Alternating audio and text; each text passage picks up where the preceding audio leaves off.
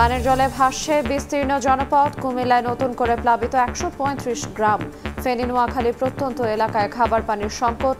তৎপর সেনাবাহিনী সহ স্বেচ্ছাসেবীরা। বাংলাদেশ আর পুলিশের রাষ্ট্র হবে না, জাতির উদ্দেশ্যে ভাষণে ব্যবস্থার সংস্কারের সবার সমর্থন চাইলেন প্রধান উপদেষ্টা। বন্যার্তদের সহযোগিতায় এগিয়ে আসার আহ্বান। ঢাকা বিশ্ববিদ্যালয় যেন ত্রাণের বন্দর। টিএসসিতে নেওয়া হচ্ছে অর্থ সহায়তা।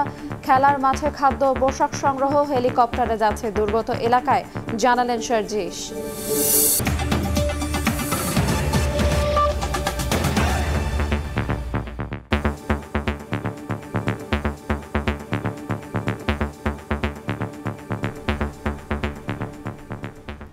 দেখছিলেন শিরোনাম। প্রবাসের সময়ের সঙ্গে আছে এরিনায়াত। রাজধানীতে সচিবালয়ের সামনে শিক্ষার্থীদের ওপর আনসার সদস্যের হামলার প্রতিবাদে দেশের বিভিন্ন স্থানে বিক্ষোভ করেছে বৈষম্য বিরোধী ছাত্র আন্দোলন। ভোলা সরকারি স্কুলের মাঠের সামনে থেকে শিক্ষার্থীরা বিক্ষোভ মিছিল বের করেন। মিছিলটি নতুন বাজার, বাংলা স্কুল মোড়, সদর রোড হয়ে চকবাজারের মাথায় এসে সমাবেশ করে। এ সময় হামলাকারী আনসার সদস্যদের শাস্তির দাবি জানানো হয়। এদিকে মেহেরপুর শহরের হোটেল বাজার মোড় থেকে বিভিন্ন মিছিল বের করেন বৈষম্য বিরোধী ছাত্র আন্দোলনকারীরা। পরে জেলা প্রেস ক্লাবের সামনে সংক্ষিপ্ত সমাবেশ করেন তারা। এছাড়া নাটোরেও বিক্ষোভ করেন শিক্ষার্থীরা। এবার বন্যা পরিস্থিতির খবর। কিছু জেলায় কমতে শুরু করলেও ফেনী নোয়াখালী থেকে নামছে না বানের পানি। তলিয়ে আছে হাজার হাজার ঘরবাড়ি। বিপর্যস্ত লাখ লাখ মানুষের জনজীবন। প্রায় এক সপ্তাহ ধরে পানিবন্দী থাকায় দেখা দিয়েছে খাবার ও পানির সংকট। ত্রাণের অপেক্ষায় আছেন প্রত্যন্ত এলাকার বহু মানুষ। এদিকে উদ্ধার তৎপরতা চালিয়ে যাচ্ছে সেনাবাহিনী, বিজিবি সহ স্বেচ্ছাসেবীরা। নোয়াখালী থেকে বিস্তারিত জানাচ্ছেন আতার কাউসার।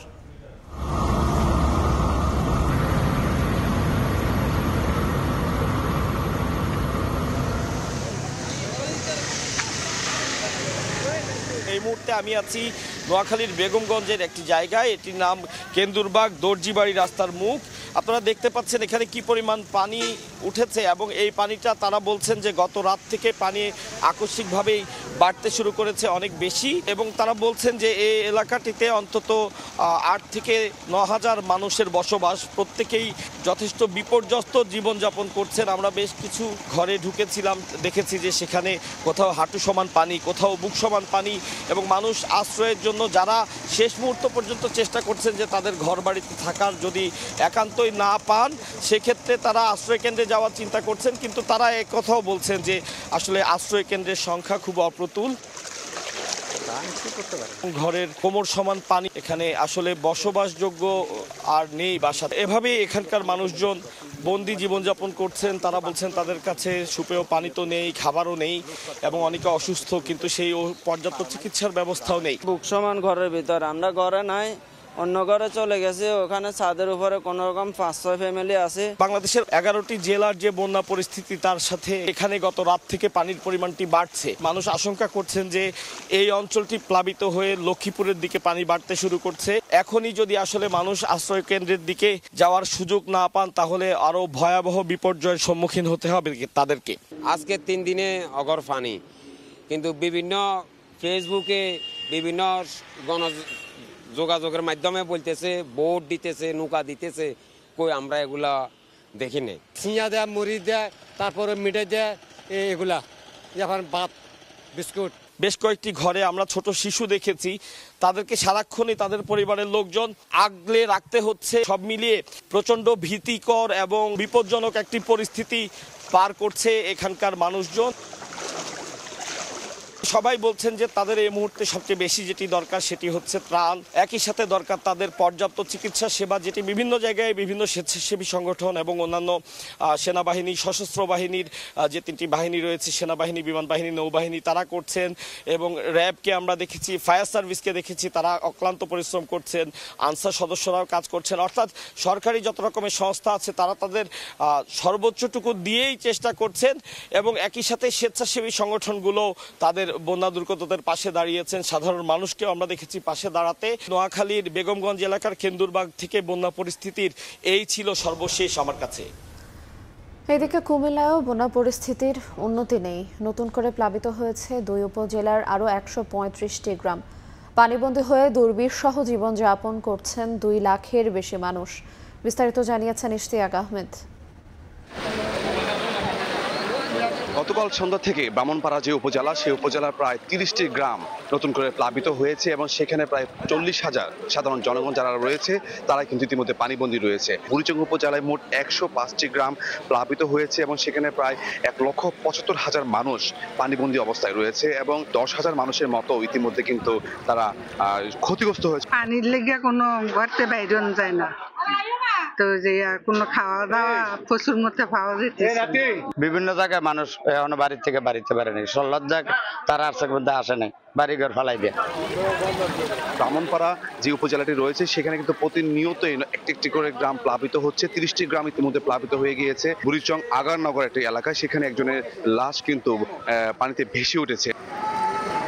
যাদেরকে উদ্ধার করে আশ্রয় কেন্দ্রে রাখা হয়েছে তাদেরকে কিন্তু বিশেষ করে যারা স্বেচ্ছাসেবী সংগঠনগুলো রয়েছে তারা তাদেরকে ত্রাণ দিচ্ছে, শুকনো খাবার, বিশুদ্ধ পানি, খাবার স্যালাইন সরবরাহ করছে। পুরো কুমিল্লা জেলা জুড়ে প্রায় 260টি মেডিকেল টিম করা হয়েছে। আমরা ত্রাণ সহযোগিতা পাচ্ছি না, অল্প অল্প যারা স্কুলে আছে তারে পাচ্ছে, ভিতরে অনেক বাড়িঘরে খাবার পৌঁছতেছে না। আমার বরাসার উচ্চ বিদ্যালয়ে আছে 500 লোক, 81টা পরিবার অলরেডি আশ্রয় নিয়ে রাখছে। 4,000 হেক্টর ফসলের জমি কিন্তু ইতিমধ্যে প্লাবিত হয়েছে বলে আমরা জানতে পেরেছি। তো এই ছিল আমার কাছে সর্বশেষ। কুমিল্লা থেকে ইশতিয়াক আহমেদ, সময় সংবাদ। ফেনীর বেশিরভাগ উপজেলায় বন্যা পরিস্থিতির কিছুটা উন্নতি হলেও অপরিবর্তিত দাগনভূঞা ও সোনাগাজীতে 2-1 জায়গায় পানি কমার সঙ্গে সঙ্গে ফুটে উঠছে ক্ষয়ক্ষতির চিহ্ন। দুর্গত এলাকায় বিশুদ্ধ খাবার পানির সংকট চরমে। এখনো বন্ধ রয়েছে অধিকাংশ মোবাইল টাওয়ার। আরও জানাচ্ছেন আতিয়া সজল।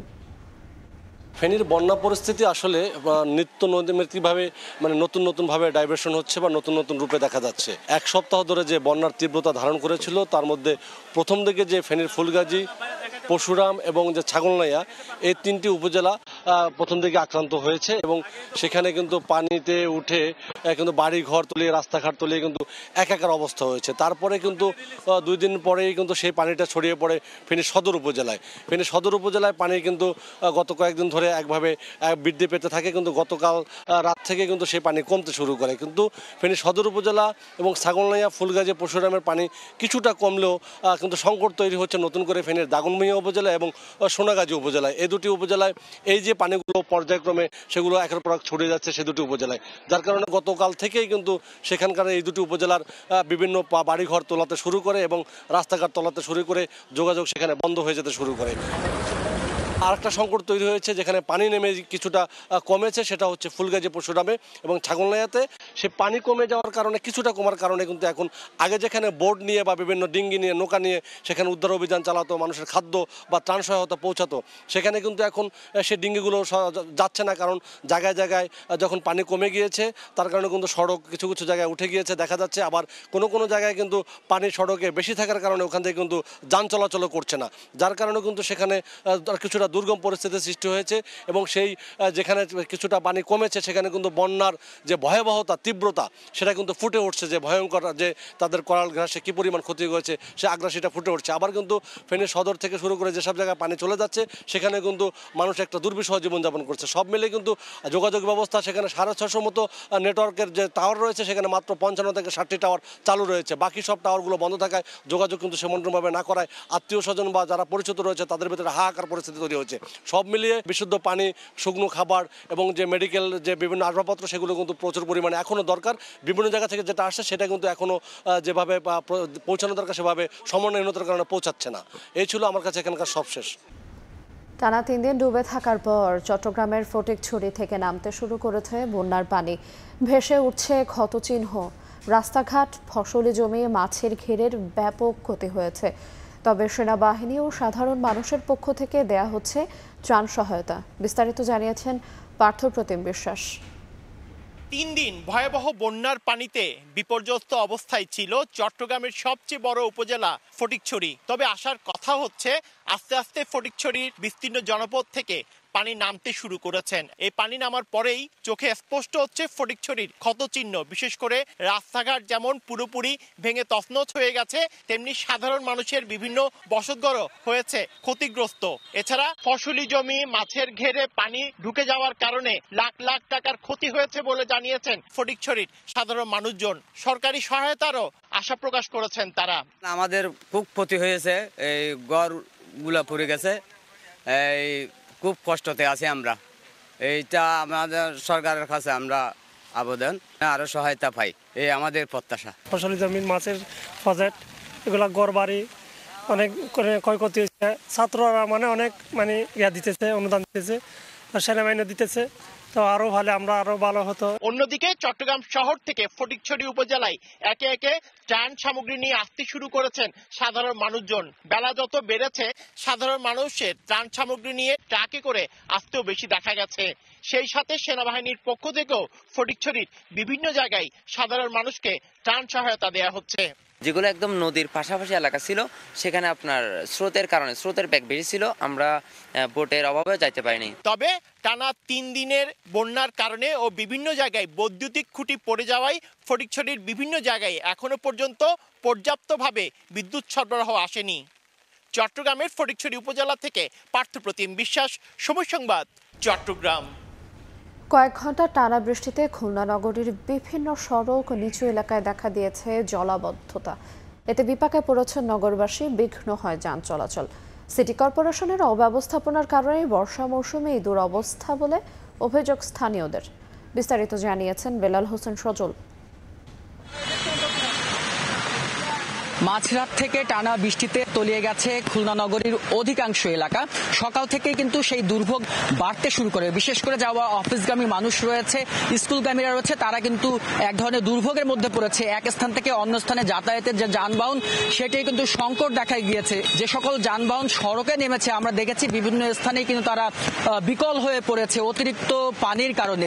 এছাড়া নগরীর যে টুটপাড়া মেইন রোড রয়েছে, এই রয়্যালের মোড় রয়েছে, নিউ মার্কেট, বিভিন্ন গুরুত্বপূর্ণ যে সড়কগুলো রয়েছে সেই সড়কে আমরা দেখেছি সকাল থেকেই হাঁটু সমান পানি। এবং নগরবাসী যেটি বলছেন, এক স্থান থেকে অন্য স্থানে যেতে গেলে এই মুহূর্তে যে যাতায়াত ব্যবস্থা সেখানে কিন্তু দ্বিগুণ ভাড়া গুনতে হচ্ছে। পাশাপাশি বাড়িতে পানি প্রবেশ করছে, যে মূল সড়কের পাশে যে সব দোকানপাট রয়েছে সেখানেও কিন্তু পানি প্রবেশ করছে। জানমালের ক্ষতি বা মালামালের যে সব ক্ষতির তারা কিন্তু আশঙ্কা করছে। এবং নগরবাসী যেটি বলছেন, প্রতি বছর অল্প বৃষ্টিতেই কিন্তু খুলনা সিটি কর্পোরেশনের বিভিন্ন এলাকা তলিয়ে যায়। তার একমাত্র কারণ হচ্ছে অপরিকল্পিতভাবে উন্নয়ন। বর্তমানেও কিন্তু খুলনা নগরীর বিভিন্ন স্থানে উন্নয়নমূলক কাজ চলছে। যে সকল সড়কে উন্নয়নমূলক কাজ চলছে সেখানে কিন্তু দুর্ভোগ আরো বেশি। এবং সড়কে যারা নেমেছেন তারা যেটি বলছেন যে দ্রুততম সময়ের মধ্যে যেন এই দুর্ভোগ নিবারণে সিটি কর্পোরেশন যেন কার্যকরী পদক্ষেপ নেয়। যে পানির অবস্থার কারণে আমাদের কলেজে পরীক্ষা দিতেও যেতে সমস্যা হচ্ছে, তারপরে বিভিন্ন গাড়ি ঘোড়া আমাদের কলেজ পর্যন্ত নিয়ে যেতে পারতেছে না। হাঁটু সমান পানি, আগামাতা রাস্তা, গাড়ি মোটে চলে না।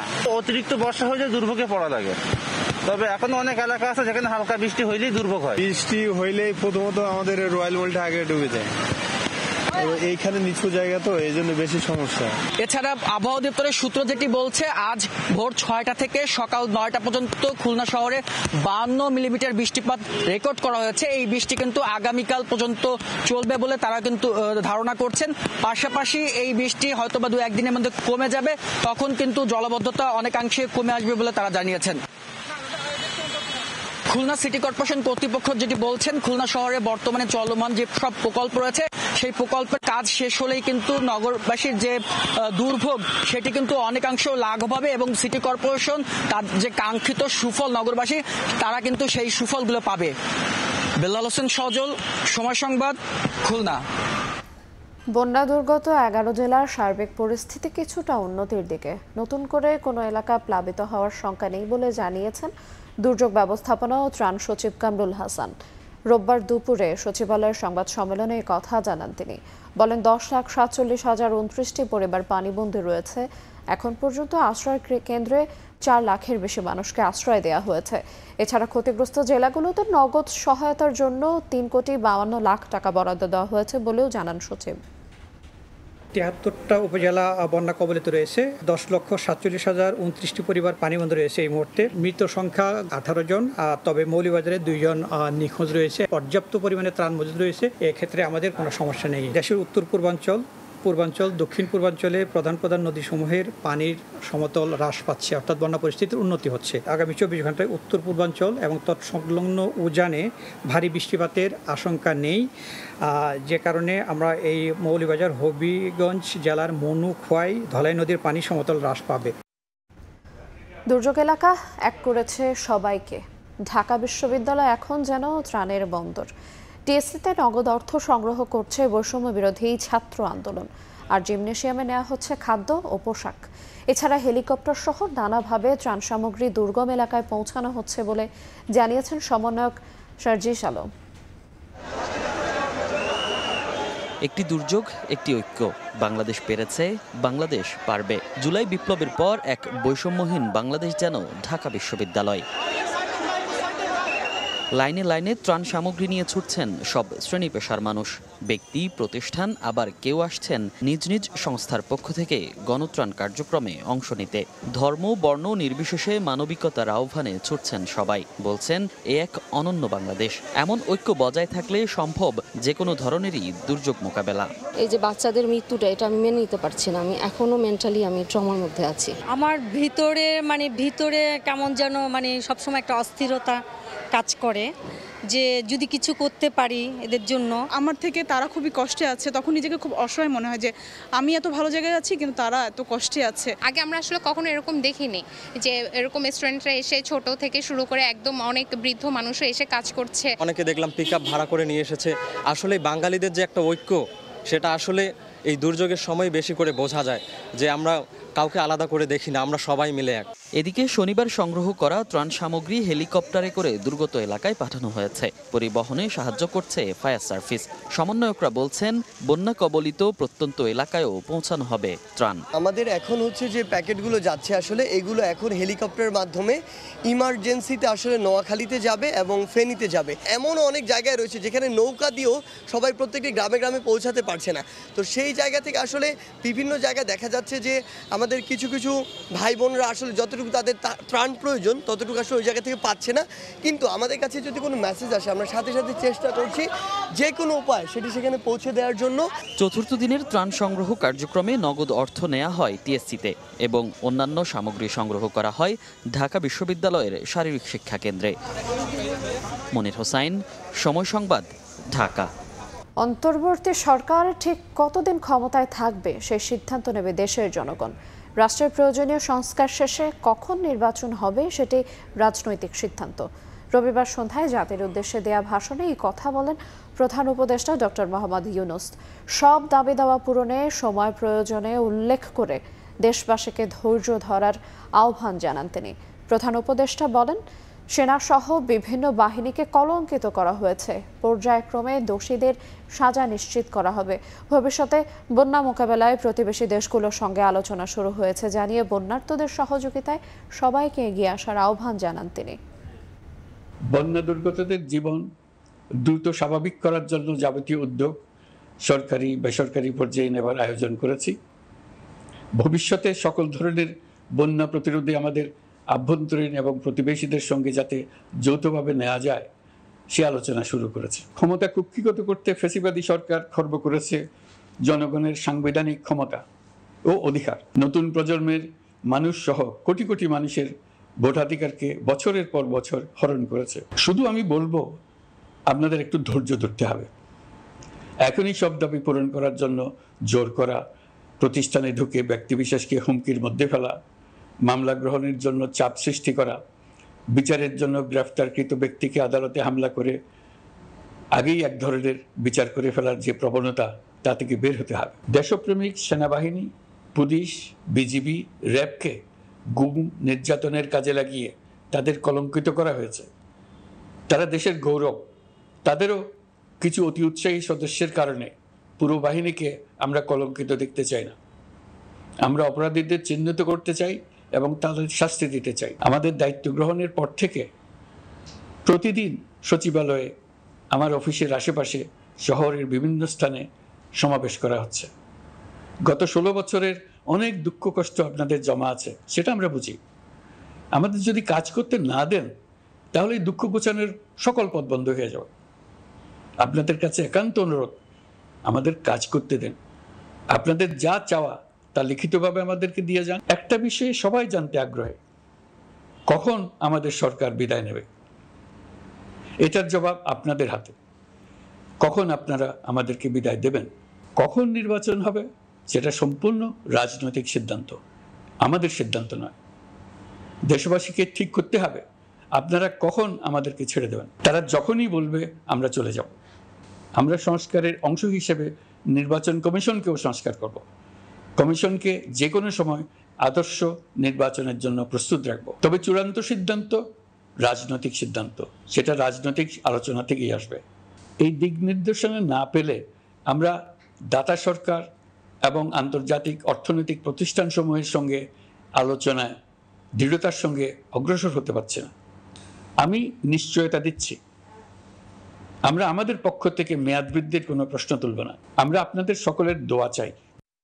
রাষ্ট্র সংস্কারে 3 মাসের বেশি সময় দরকার নেই, তবুও অন্তর্বর্তী সরকারকে যৌক্তিক সময় দেবে বিএনপি, এমনটাই বলছেন মির্জা ফখরুল ইসলাম আলমগীর। রবিবার সিলেটে গণমাধ্যমের সঙ্গে মতবিনিময় অনুষ্ঠানে তিনি আরও বলেন, জনগণের ভোটে নির্বাচিতরা গণতান্ত্রিক বাংলাদেশ গড়ে তুলবে। গত 6 আগস্ট নোবেলজয়ী অধ্যাপক ডক্টর মোহাম্মদ ইউনূসের নেতৃত্বে গঠিত হয় বাংলাদেশের নতুন অন্তর্বর্তীকালীন সরকার। রাষ্ট্র সংস্কার করে দুর্নীতি দুর্বৃত্তায়ন মুক্ত গণতান্ত্রিক বাংলাদেশ গড়ার শপথ নেন উপদেষ্টারা ও নিরাপত্তা বিধান করিব। রোববার সিলেটে গণমাধ্যম কর্মীদের সঙ্গে মতবিনিময় অনুষ্ঠানে বিএনপি মহাসচিব মির্জা ফখরুল ইসলাম আলমগীর বলেন, নির্বাচন কমিশন সহ রাষ্ট্রের গুরুত্বপূর্ণ অবকাঠামো সংস্কারে অন্তর্বর্তীকালীন সরকারকে যৌক্তিক সময় দেবে তার দল। যেমন ইলেকশন কমিশন ঠিক করতে হবে, তাই না? রিফর্ম, আপনার অ্যাডমিনিস্ট্রেশনকে রিফর্ম করতে হবে যা আছে। এগুলো খুব বেশি সময় লাগার কথা না, কিন্তু আমরা দেখেছি যে আপনার লতিফুর রহমান সাহেবের গভর্নমেন্ট যখন ছিল 3 মাসের মধ্যে ওনারা একবার সব ক্লিন করে ফেলেছিলেন। খুব কঠিন কাজ না। হ্যাঁ, আপনার এখানে এত গভীরে গেছে আওয়ামী লীগের দুর্বৃত্তায়ন যে সেটাকে একেবারে মূলত পাঠন করতে হলে তো আপনার 10 বছরের নিচে হবে না। বাট 10 বছর তো জাতি অপেক্ষা করবে না। আপনাকে এগুলো জনগণের প্রতিনিধিদের মাধ্যমে সংস্কারটা আনতে হবে। আপনি করলেন, র্যাটিফাই করতে হবে না, পার্লামেন্টে নিতে হবে না, আপনার তো অ্যাকাউন্টেবল থাকতে হবে সবকিছুর জন্য। দ্রুততম সময়ে নির্বাচন আয়োজনে অন্তর্বর্তী সরকারের প্রতি আহ্বান জানান বিএনপি মহাসচিব। অন্তর্বর্তীকালীন সরকারকে আমরা যৌক্তিক সময় দিতে চাই, এবং সেই যৌক্তিক সময়ে যেটা বলেছি যে আপনার একটা সংস্কার, যেগুলো জায়গায় সংস্কার কথা বলা হয়েছে, সেই সংস্কার করতে যতটুকু সময় লাগে, বাট এটা যৌক্তিক সময় হতে হবে। এর আগে রাজধানীতে দলের প্রতিষ্ঠাতা জিয়াউর রহমানের সমাধিতে শ্রদ্ধা জানিয়ে বিএনপির স্থায়ী কমিটির সদস্য অবসরপ্রাপ্ত মেজর হাফিজ উদ্দিন আয়নাঘরের সৃষ্টিকারী ও দোসরদের বিচারের আওতায় আনার দাবি জানান। আয়নাঘরের স্রষ্টাদের কারোই তো কিছু হচ্ছে না, একজনকে মাত্র গ্রেফতার করা হয়েছে। 20টি দিন অতিবাহিত হয়েছে, কিন্তু এখন পর্যন্ত মনে হয় না যে এই দেশে বিপ্লবীদের সরকার প্রতিষ্ঠিত হয়েছে। অন্তর্বর্তীকালীন সরকারকে প্রয়োজনীয় সহযোগিতা করা হবে বলেও জানান বিএনপি নেতারা। মার্জিয়া মুমু, সময় সংবাদ, ঢাকা। বৈষম্য বিরোধী ছাত্র আন্দোলনের শিক্ষার্থী খালিদ হত্যার ঘটনায় লালবাগ থানার মামলায় সাবেক ডেপুটি স্পিকার শামসুজ্জামান টুকু, জুনায়েদ আহমেদ পলক সহ 6 আসামির 7 দিন করে রিমান্ড দিয়েছেন আদালত। রবিবার রাত ঢাকা মেট্রোপলিটন ম্যাজিস্ট্রেট আরবিয়া খানমের আদালতে আসামিদের হাজির করে 10 দিন রিমান্ড চাওয়া হয়। আদালত 7 দিন মঞ্জুর করেন। এদের মধ্যে চট্টগ্রাম বন্দরের সাবেক chairman rear admiral Mohammad Sohail, Arif Khan Joy, Awami League নেতা আহমদ হোসেন রয়েছেন। এর আগে সন্ধ্যার পর ডিবি কার্যালয় থেকে আদালতে আনা হয় আসামিদের। এদিন বসিলা এলাকায় সুজন হত্যা মামলায় সাবেক সংসদ সদস্য সাদেক খানকে 4 দিনের রিমান্ড দেন আদালত। এছাড়া চকবাজার থানার হত্যা চেষ্টা মামলায় ঢাকা বিশ্ববিদ্যালয়ের ছাত্রলীগ নেতা তানভীর হাসান সৈকতকে আরও 5 দিন রিমান্ড মঞ্জুর করা হয়।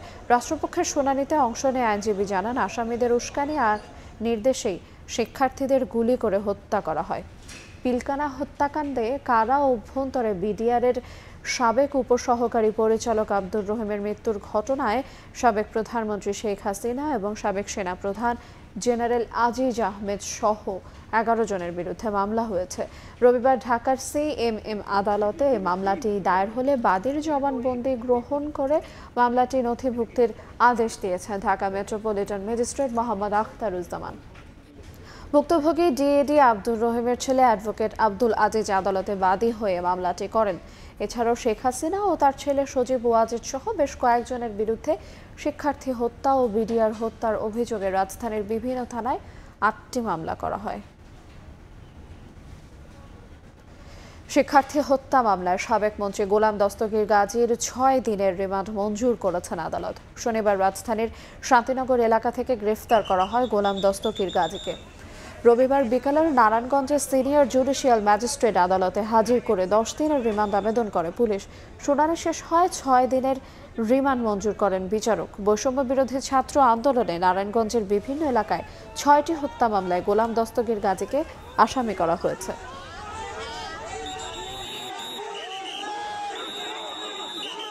উভয় পক্ষের শুনানি হয়েছে। শুনানি অন্তে তাকে 6 দিনের রিমান্ড মঞ্জুর করে এবং এই 6 দিন রিমান্ড মঞ্জুরের পরে যেই কারণে তার রিমান্ডের আবেদন করা হয়েছিল সেটা হলো যে এই মামলার অন্যান্য আসামিরা কোন জায়গায় অবস্থান করতেছে এটা তার জানার সম্ভাবনা রয়েছে। সুতরাং তাদের অবস্থান নির্ণয় এবং এই মামলার হত্যাকাণ্ডে ব্যবহৃত অবৈধ অস্ত্র, গুলি এবং ককটেল এগুলি উদ্ধারের জন্য আপনার 10 দিনের রিমান্ডের আবেদন করা হয়েছিল।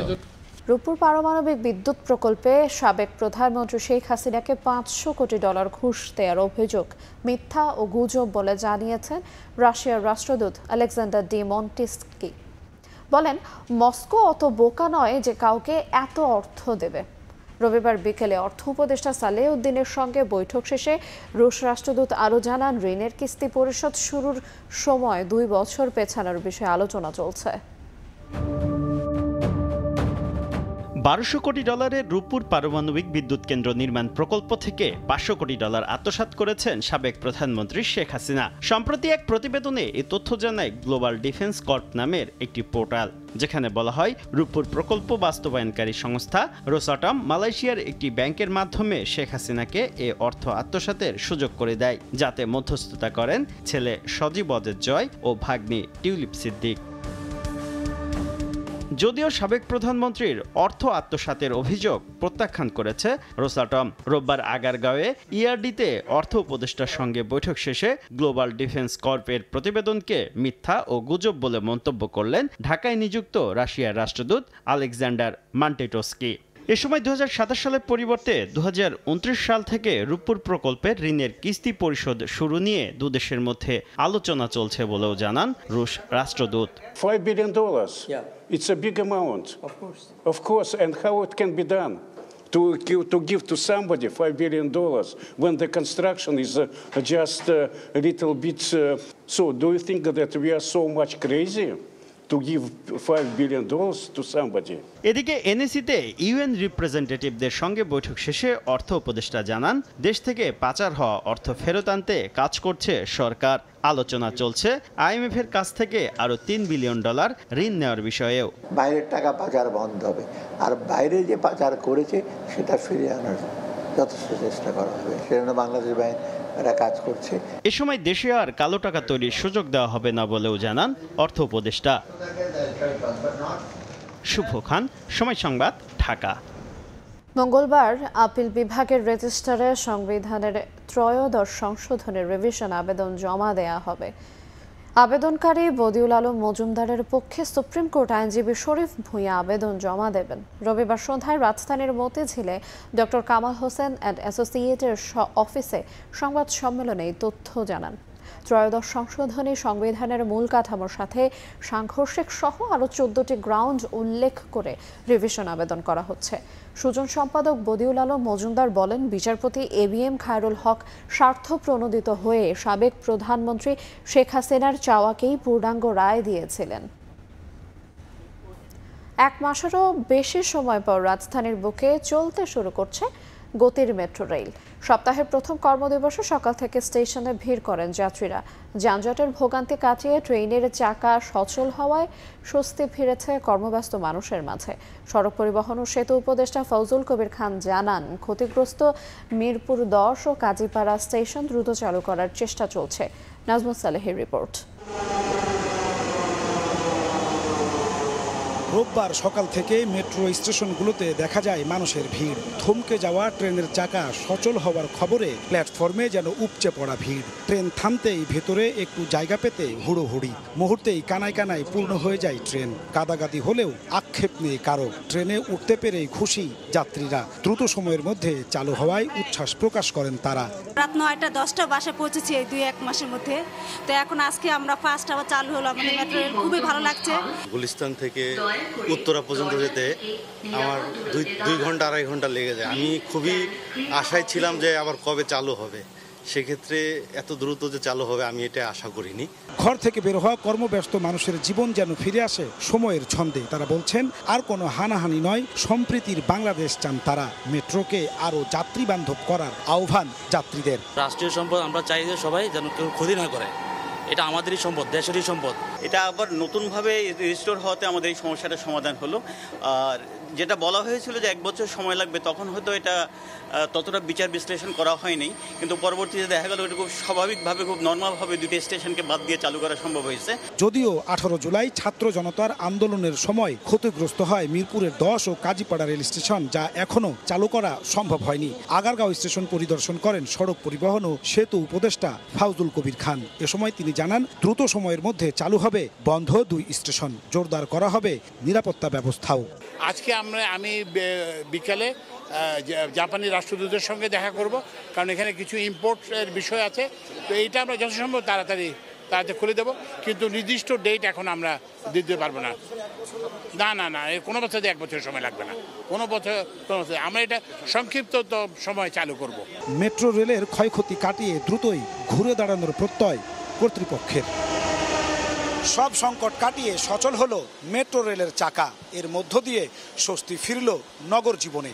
যাত্রীরা বলছেন, মেট্রো রেল শুধু নগরের যানজটই কমাবে না, সমৃদ্ধি আনবে জাতীয় অর্থনীতিতেও। নাজমুল সালেহী, সময় সংবাদ, ঢাকা। চট্টগ্রামে 1000 টাকা কেজিতে বিক্রি হচ্ছিল কাঁচামরিচ। ভোক্তা অধিকারের অভিযানে একদিনের ব্যবধানে নেমে আসলো 300 টাকায়। ব্যবসায়ীদের দাবি, ঢাকা চট্টগ্রাম মহাসড়কে মরিচবাহী ট্রাক আটকে যাওয়ায় শনিবার দাম বেশি ছিল। নূরজামাল আতিকের ছবিতে শফিকুল আলমের রিপোর্ট। 1 কেজি কাঁচামরিচের দাম 1000 টাকা। নিত্য প্রয়োজনীয় এই পণ্যটির এমন উচ্চ মূল্যে বেচা কেনা হয় বন্দরনগরী চট্টগ্রামের রিয়াজউদ্দিন বাজারে। তবে শনিবারের বাজার দরে নড়েচড়ে বসে ভোক্তা অধিকার সংরক্ষণ অধিদপ্তর। রোববার ভোগ্যপণ্যের বাজারে অভিযানে নামে সংস্থাটি। পাল্টে যায় চিত্র। 1 লাফে প্রতি কেজি কাঁচামরিচের দাম কমে যায় 700 টাকা পর্যন্ত। পরে পাইকারিতে 300 আর খুচরায় 400 টাকা কেজি দরে বিক্রি হয় পণ্যটি। ব্যবসায়ীদের দাবি, ঢাকা চট্টগ্রাম মহাসড়কে ট্রাক আটকে থাকায় বাড়ানো হয় দাম। কালকে ফেনি বন্ধের কারণে কোনো মরিচ আসে না। কালকে পরশু 2 দিন বাজার ফাঁকা গেছে। হ্যাঁ, আজকে আসছে। আজকে এটা ইন্ডিয়ান মরিচ, দেশি কোনো মরিচ নেই। কুমিল্লা থেকে 1 কেজি মরিচ চিটাং ঢুকে নাই। যাদের ছিল তোরা মোরা এই দোকানদার থেকে এরা একটু বাড়তি দামে বেচছে। অভিযানে মূল্য তালিকা না থাকায় 4টি দোকানকে জরিমানা করা হয় 11,000 টাকা। আগের মরিচ তাহলে আগের দামে কেনা, এটা কিভাবে এত অস্বাভাবিক মূল্য বৃদ্ধি পায়? কেউ যদি অস্বাভাবিক মূল্য নেওয়ার চেষ্টা করে বা ভাউচার প্রদান না করে, তাহলে আমরা ভোক্তা অধিকার আইন অনুযায়ী ব্যবস্থা গ্রহণ করব। এর আগে বেশ কয়েকটি সবজির আড়তে অভিযান চালায় জাতীয় ভোক্তা অধিকার সংরক্ষণ অধিদপ্তর। সতর্ক করা হয় ব্যবসায়ীদের। শফিকুল আলম, সময় সংবাদ, চট্টগ্রাম। উন্নত জাতের নারকেল চারা আমদানি করলেও দেশের কৃষিতে কোনো প্রভাব ফেলতে পারেনি কৃষি অধিদপ্তর। মাঠ পর্যায়ের কোনো রিপোর্ট ছাড়াই মিথ্যে আশ্বাস দিয়ে এসব চারা বিক্রি করা হয় 500 টাকা দরে। কিন্তু ফলন না হওয়ায় কৃষকের শত শত কোটি টাকা যেমন লোকসান হয়েছে, তেমনি ক্ষতিগ্রস্ত সামগ্রিক জাতীয় উৎপাদন। সংশ্লিষ্টদের আইনের আওতায় নিয়ে আসার পরামর্শ অর্থনীতিবিদদের। কাজল আব্দুল্লাহর রিপোর্ট। অভ্যন্তরীণভাবে উৎপাদন বাড়ানোর লক্ষ্যে 2015 সালে ভিয়েতনাম ও কেরালার খাটো জাতের নারিকেল চারা আমদানি করে কৃষি মন্ত্রণালয়। 4 বছরে সরকারি বেসরকারিভাবে প্রায় 9 লাখ চারা এনে বিক্রি করা হয় প্রতি পিস 500 টাকা দরে। বলা হয় 3 বছরেই পাওয়া যাবে ফলন, বছরে মিলবে প্রতি গাছে অন্তত 150 ফল। কৃষি বিভাগ ও কর্মকর্তাদের এমন প্রচারণায় আগ্রহী হয়ে ব্যক্তি থেকে বাগানি হুমড়ি খেয়ে পড়েন চারা কিনতে, কিন্তু 9 বছরও মেলেনি আশানুরূপ ফলন। তবে প্রকল্প পরিচালকের রয়েছে সারা জাগানো বক্তব্য। এটা গবেষণা না করে কিন্তু আনা হয়নি। এমন বক্তব্যের রেশ ধরেই সময় সংবাদ যায় আসাদ গেট হর্টিকালচারে। সেখানে থাকা 2টি গাছেও মেলেনি দৃশ্যমান ফলন। এবার আমাদের গন্তব্য বাংলাদেশ কৃষি গবেষণা ইনস্টিটিউটে, যেখানে মাঠ পর্যায়ে সম্প্রসারণের পর গবেষণার জন্য দেয়া হয় 10টি চারা, কিন্তু সেসব গাছেও নেই কোনো সুখবর। বাহির থেকে এই নারিকেল চারা নিয়ে এসে কোনোভাবে পরীক্ষা নিরীক্ষা ছাড়াই সম্প্রসারণ করা হয়েছে সারা দেশে, এবং সফল কোনো রিপোর্টও মেলেনি কৃষি গবেষণা ইনস্টিটিউট থেকে। এই ভিয়েতনামি নারিকেলটা আমাদের এই দেশে আমাদের কৃষি গবেষণার যে বিভিন্ন স্টেশন আমরা পরীক্ষা করে এইগুলো ছাড় দেওয়ার মতো কোনো রিকমেন্ডেশন আমরা করি নাই। কর্তার ইচ্ছাতেই সম্প্রসারণ কৃষির, যা দেশের মাটি বা কৃষক বান্ধব হোক বা না হোক, এমন বার্তাই দিয়েছেন কৃষি সম্প্রসারণের সদ্য বিদায়ী মহাপরিচালক। আমরা কিন্তু সেটা অনেকটা আবেগের বশবর্তী আনছিলাম, ওটা আমরা এখানের জলবায়ুতে এটা ফ্রুটফুল হবে কিনা এটা ভাবিনি। দেশের মাটি ঠিক রাখতে ভিয়েতনামি নারিকেল চারা পরীক্ষা নিরীক্ষা তো হয়নি, উল্টো আর্থিক ক্ষতি মেলানো দায়। প্রতি চারা ও রোপণ খরচ, প্রতি বিঘায় লাখ লাখ টাকা লোকসান গুনতে হয়েছে কৃষকদের। ফসল না হয় ব্যাহত হয়েছে জাতীয় উৎপাদন। ঘাটতি পুষিয়ে দেয়া ও সংশ্লিষ্টদের জবাবদিহিতার আওতায় নিয়ে আসার পরামর্শ অর্থনীতিবিদদের। অধিকাংশ কৃষকরাই বলছে যে আমরা সার লাগানোর পরে ওইভাবে গাছ বড় হয়নি, অনেকগুলো আপনার ঝরে গেছে। এই যে জিনিসগুলা একটা গবেষণা ছাড়া এত বড় একটা প্রকল্প কেন হাতে নেওয়া হলো, এবং হাতে নেওয়ার পরে আমার এই গরিব কৃষক তাদেরকে কেন ক্ষতিগ্রস্ত করা হলো। এদিকে ফলন না হয় অভিযোগ করলেও নানা হয়রানির শিকার হয়েছেন অনেক কৃষক। গালমন্দও করেছেন কৃষি বিভাগের 2-1 কর্মকর্তা। কাজল আব্দুল্লাহ, সময় সংবাদ, ঢাকা। মালয়েশিয়ার বাংলাদেশ দূতাবাসের পাসপোর্ট নবায়নে হয়রানি এবং দালালদের দৌরাত্ম্য ঠেকাতে নেওয়া হয়েছে নতুন পদক্ষেপ। দেশটিতে বসবাসরত প্রবাসী বাংলাদেশিদের জন্য পাসপোর্ট সেবা আরও সহজ করার লক্ষ্যে বন্ধের দিন শনিবার ও রবিবার পাসপোর্ট আবেদন সংগ্রহের সিদ্ধান্ত নেওয়া হয়েছে। মালয়েশিয়া থেকে মোহাম্মদ আব্দুল কাদেরের রিপোর্ট। মালয়েশিয়ায় বসবাসরত প্রবাসী বাংলাদেশিদের পাসপোর্ট নবায়ন সহ নানা সেবাদানে প্রবাসীদের হয়রানিমুক্ত করতে দেশটির বাংলাদেশ দূতাবাসের উদ্যোগে শুরু হয়েছে মোবাইল ক্যাম্পেইন সেবা কার্যক্রম। শনি ও রোববার দেশটির জোহর বারুর অগ্রণী রেমিটেন্স হাউসে চলা 2 দিনব্যাপী এই মোবাইল ক্যাম্পেইন সেবা কার্যক্রমে অংশ নিতে সেবা প্রত্যাশীদের ছিল উপচে পড়া ভিড়। হাতে হাতে পাসপোর্ট পেয়ে খুশি প্রবাসী বাংলাদেশিরা। ই পাসপোর্ট নতুন করে নবায়ন করতে চাই, এই কারণে আসছি এখানে। আমি জমা দিন আজকে নতুন করতে আসলাম। আমাদের কাজটা খুব দ্রুত হয় আর মানুষ যেন হয়রানি না হয়। প্রবাসীদের দীর্ঘদিনের দাবির পরিপ্রেক্ষিতে ই পাসপোর্ট সেবা চালুর জন্য স্বরাষ্ট্র ও পররাষ্ট্র মন্ত্রণালয়ের প্রশাসনিক অনুমোদন দেয়া হয়। এরই ধারাবাহিকতায় 2023 সালের 22 সেপ্টেম্বর মালয়েশিয়ায় আউটসোর্সিং কোম্পানি ESKL এর সঙ্গে চুক্তি স্বাক্ষর হয়। এরপর গত 18 এপ্রিল আনুষ্ঠানিকভাবে ই পাসপোর্ট সেবার উদ্বোধন হয়। এদিন থেকেই দেশটিতে ই পাসপোর্ট সেবা যাত্রার শুরু। এতে ভোগান্তি, দালালদের ঘুষ বাণিজ্য ছাড়াই ডিজিটাল পদ্ধতিতে মালয়েশিয়ার প্রবাসী কর্মীরা দ্রুত ই পাসপোর্ট হাতে পাচ্ছেন। কর্মীদের দীর্ঘদিনের আশা আকাঙ্ক্ষা পূরণ হওয়ায় স্বস্তির নিঃশ্বাস ফেলেছেন তারা। এখন থেকে MRP পাসপোর্ট পোস্ট অফিসার জমা দিতে হবে না।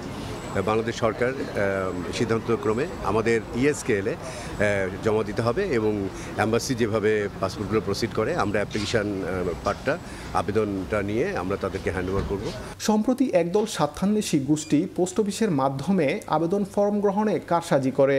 এরই জেরে এই পদ্ধতিতে আবেদন নেওয়া বন্ধ করে দেয় হাই কমিশন। আগামী 7 ও 8 সেপ্টেম্বর সকাল 9টা থেকে বিকেল 4টা পর্যন্ত সরাসরি পাসপোর্ট ও কনসুলার সেবা গ্রহণের উদ্যোগ নিয়েছে বাংলাদেশ দূতাবাস। মোহাম্মদ আব্দুল কাদের, সময় সংবাদ, কুয়ালালামপুর, মালয়েশিয়া। সাবেক রাষ্ট্রদূত নূরে হেলালের বিচারের দাবিতে সংবাদ সম্মেলন করেছে দক্ষিণ আফ্রিকায় বসবাসরত প্রবাসী বাংলাদেশিরা। একই সঙ্গে প্রবাসী বান্ধব রাষ্ট্রদূত পাঠানোর দাবি জানিয়েছেন তারা। সাউদার্ন আফ্রিকার দেশগুলোর প্রবাসীদের পক্ষে জোহানেসবার্গের ফোর্ডসবার্গে অনুষ্ঠিত সংবাদ সম্মেলনে লিখিত বক্তব্য পাঠ করেন কমিউনিটি নেতা KM আখতারুজ্জামান। এ সময় দক্ষিণ আফ্রিকার বাংলাদেশ দূতাবাসের সদ্য বিদায়ী রাষ্ট্রদূত নূরে হেলাল সাইফুর রহমানের বিভিন্ন অনিয়ম ও দুর্নীতি তুলে ধরে তার বিচার চাওয়া হয়। এ পর্যায়ে শীর্ষ সংবাদগুলো জানিয়ে দেব আরেকবার। বানের জলে ভাসছে বিস্তীর্ণ জনপদ। কুমিল্লায় নতুন করে প্লাবিত 135 গ্রাম। ফেনী নোয়াখালী প্রত্যন্ত এলাকায় খাবার পানির সংকট। তৎপর সেনাবাহিনী সহ স্বেচ্ছাসেবীরা। এবং বাংলাদেশ আর পুলিশি রাষ্ট্র হবে না, জাতির উদ্দেশ্যে ভাষণে ব্যবস্থার সংস্কারে সবার সমর্থন চাইলেন প্রধান উপদেষ্টা। বন্যার্তদের সহযোগিতায় এগিয়ে আসার আহ্বান।